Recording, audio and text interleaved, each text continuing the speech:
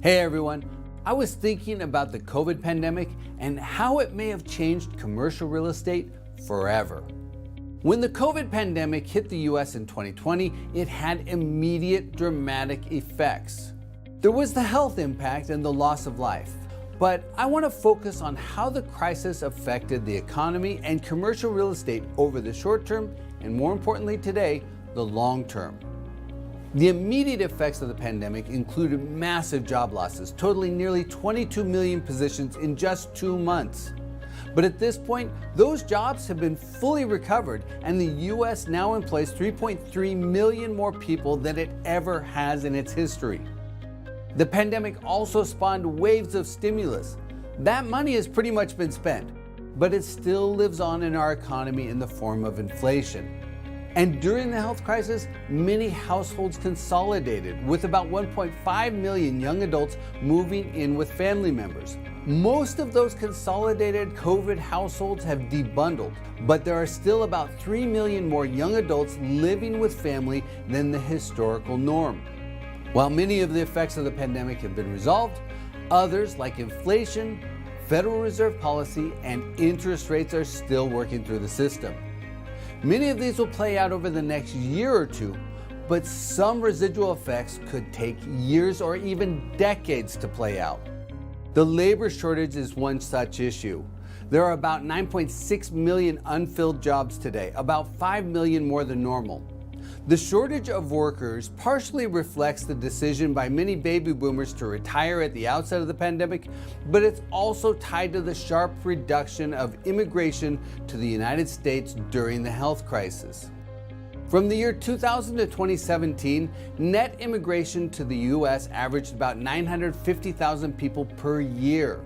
In 2020, net immigration was at half that level, with 477,000 people coming to the US. And in 2021, it was just 376,000. The count revived to the 1 million range in 2022, but it will likely take several years to backfill the labor shortage.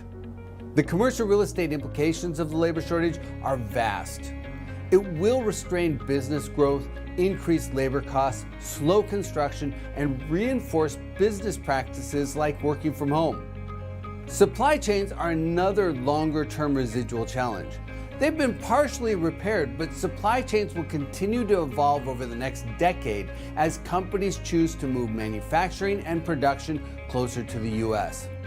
That will have profound effects on industrial properties, but it will also influence housing demand, job creation, and space demand for office and retail. A third residual effect of the pandemic that will influence commercial real estate demand is population migration from the urban core of major cities to the suburbs and to smaller cities. That trend was already emerging before the pandemic, but it was amplified by the health crisis.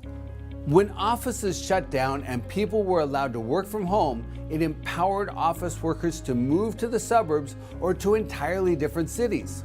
You can see the impact on the vacancy rates of suburban apartments relative to their urban counterparts. The trend's also visible in office vacancy rates.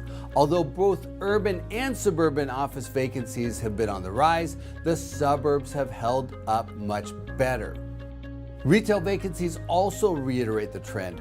Both urban and suburban retail vacancies rose at the onset of the pandemic, but over the last 2 years, suburban vacancies have fully recovered.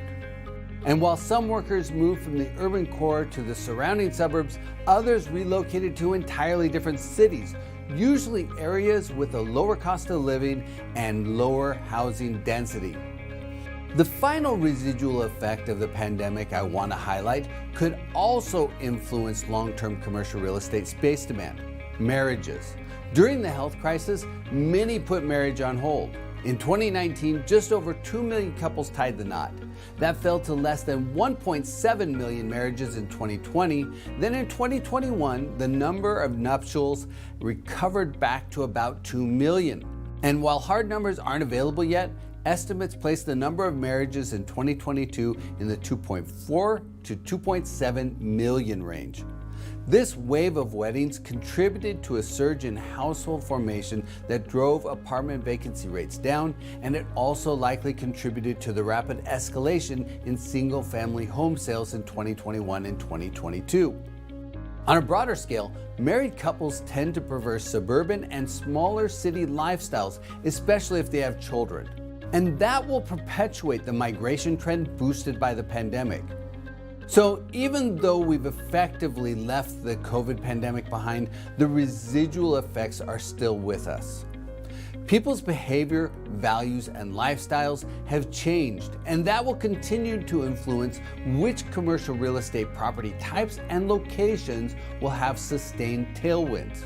That will influence commercial real estate performance over the long term, in turn influencing investor decisions, especially the investors who keep their eyes on the horizon.